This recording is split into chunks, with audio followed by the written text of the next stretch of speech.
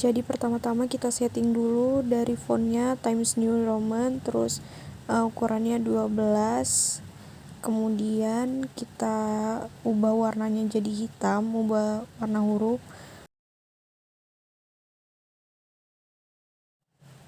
Kemudian kita ubah line spacing paragrafnya itu jadi 1,5. Terus di sini top kita ubah jadi 4, leftnya 4 juga. Kemudian bottom and right-nya itu kita ubah jadi 3 cm.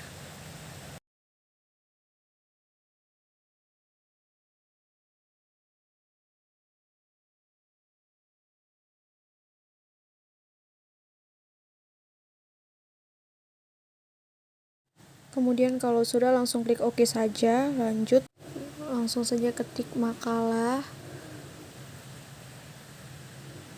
Kemudian enter. Dan di sini kita buat judul dampak globalisasi. Enter lagi, terus kita ketik disusun untuk memenuhi tugas PPKN.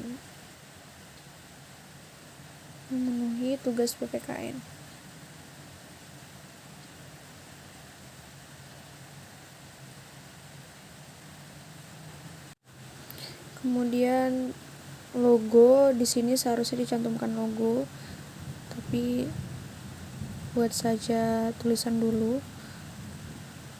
Kemudian buat disusun oleh, di sini 1, 2 itu nama-namanya. Kalau buat makalah pasti ada nama-nama yang mengerjakan makalah itu. Kemudian buat jurusan Pendidikan Pancasila dan Kewarganegaraan, lalu fakultas Ilmu Sosial, kemudian Universitas Negeri Medan.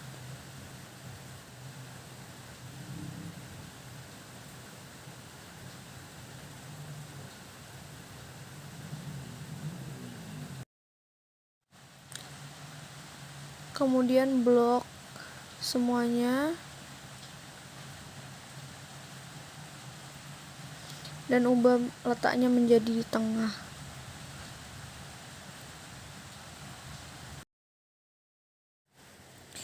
Kemudian tulisan makalahnya itu diperbesar hurufnya menjadi 16 dan di bold. Lalu dampak globalisasi kita buat ukurannya 14 dan di bold juga.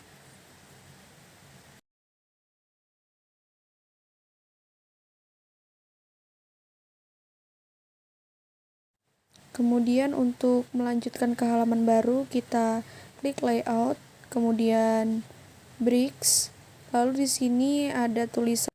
Nah, setelah saya klik bricks, di sini ada tulisan next page, namun tidak terekam dan terlihat di laptop saya. Baru kemudian ketik kata pengantar. Kata pengantar ini kita buat pengaturannya di heading 1. Lalu ubah hurufnya Times New Romans, kemudian bold, kemudian warnanya juga diubah menjadi hitam tadi ya.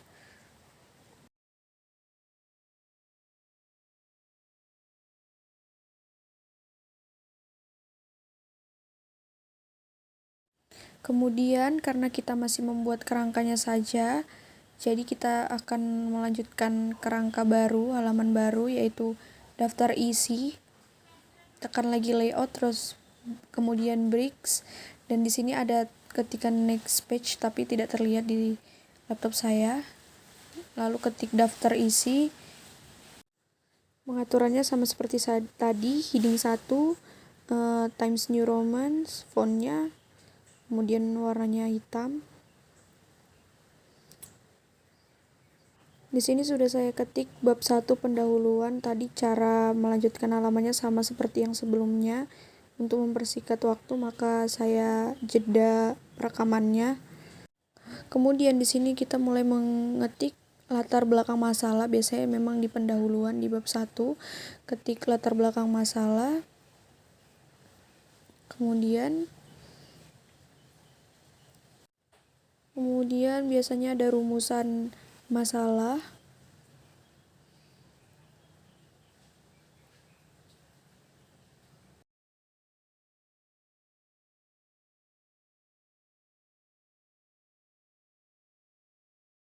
Kemudian tujuan.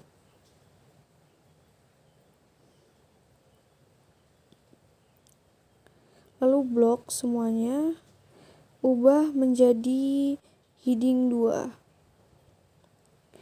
Heading 2, kemudian warnanya hitam, Times New Roman.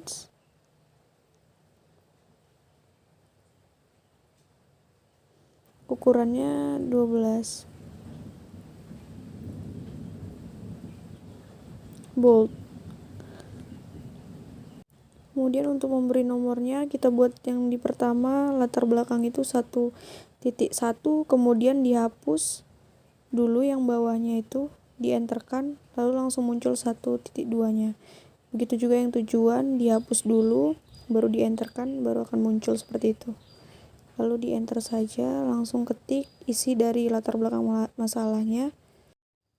Globalisasi saat ini memberikan dampak yang begitu signifikan terhadap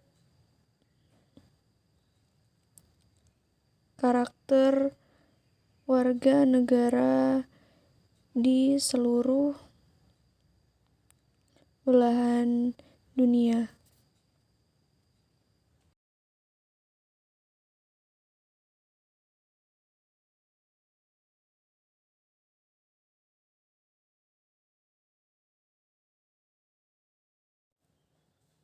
Kemudian setelah selesai mengetik, kita ubah line spacingnya menjadi 1,5.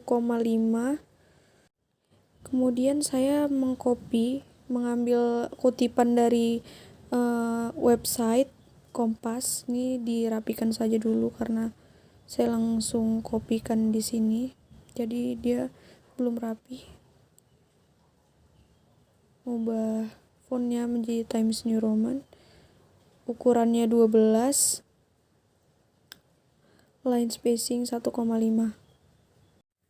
Kemudian untuk mengetahui atau memunculkan sumber dari kutipan yang kita salin tadi, kita ke refresh, kemudian klik insert citation,